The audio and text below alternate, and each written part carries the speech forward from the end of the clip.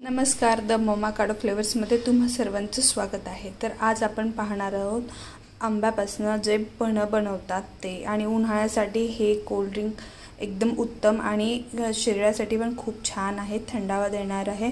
So त्याच्या कैऱ्या आहेत, या ते आंबे असतात ज्याची कोय तयार झाली तेही घेऊ शकता।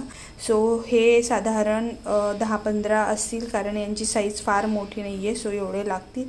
आणि इथे आपल्याला आईस क्यूब्स लागणार आहेत, थंड पाणी लागेल आणि साखरेऐवजी गूळ घालणार आहे, कारण गुळाचं पन्ह खूप छान आणि टेस्टी, तसंच खूप हेल्दी कंपेअर टू शुगर। आणि आपण इथे मीठ घेणार आहे चवीपुरतं थोडंसं। कुकर मी वरती ठेवून दिलेला आहे। सो आता मी हे यात स्वच्छ धुवून घेतलेले आहेत, परत यातलं पाणी काढून, पाणी न घालता असेच वाफलून घेणार आहे। कुकरमध्ये ठेवलेले आहेत, हे छान वाफलून येतील तेव्हा आपण याचा गर काढू। गॅस ऑन करून मी हा कुकर ठेवलेला आहे। आता 3 शिट्ट्यानंतर आपण याला काढून बघूया। झालेला आहे, खूप छान असे वाफलून झालेले आहेत। सो आता मी याचं पल्प काढून घेते। आणि सो इथे तुम्ही पाहू शकता आपले बॉईल केलेले मँगोज इथे आहेत, आणि याचा आता मी गर काढून याच्यात घेईन, आणि नंतर आपण मिक्सी जारमध्ये ते ब्लेंड करून घेऊया with little bit salt and jaggery and cold water and ice cubes, that's it. तर हे मी काढून घेते। सो अशा प्रकारे पूर्ण आंब्यांचा गर इथे मी काढून घेतलेला आहे, आणि हे पाहू शकता तुम्ही सेपरेट केलेला आहे। आता हा गर मिक्सी जारमध्ये आपण टाकूया, त्यात सॉल्ट, जॅगरी आणि कोल्ड वॉटर आणि आईस क्यूब्स त्यात टाकून हे मिश्रण आपण काढून घेऊया, आणि आपलं पन्ह रेडी होईल। सो इथे मी एक बोल गूळ वाटून घेतलेला आहे, हा काळा गूळ आहे। आता हे आपण हे पल्प आणि सॉल्ट टाकलेल्या जारमध्ये टाकून घेऊया, आणि याची एक प्युरी स्मूदी बनवूया। सो तुम्ही पाहू शकता हे अगदीच आमरसासारखं थिक झालेलं आहे। याची कन्सिस्टन्सी तुम्हाला मी दाखवते। See, it's too much thick.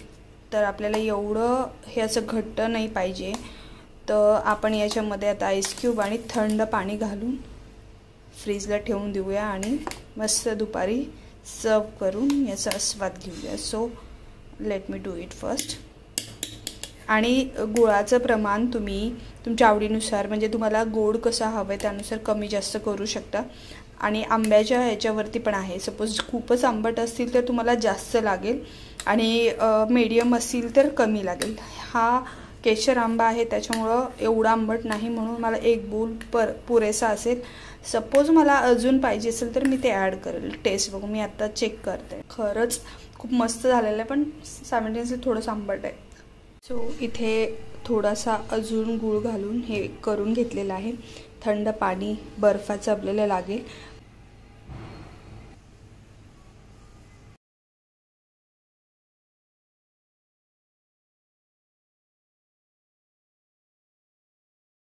So आपला आम पन्ना किंवा आंब्याचं पन्ह इथे रेडी आहे, आणि आता मी थोडंसं चटपटीत पण करणार आहे। इथे 2-3 स्लाइस ऑफ रॉ मँगोचे ठेवलेले आहेत, त्याच्यावरती आवडीनुसार सॉल्ट आणि थोडंसं चिली पावडर। तुम्ही पाहू शकता consistency nice. So ice cube टाकून थंड थंड आम पन्ना एंजॉय। वाह, बहुत ही बढ़िया। तो तुम्हाला माझा हा व्हिडिओ आवडला असेल तर please like, share and subscribe to my channel, and be happy, be healthy always. Thank you, bye bye.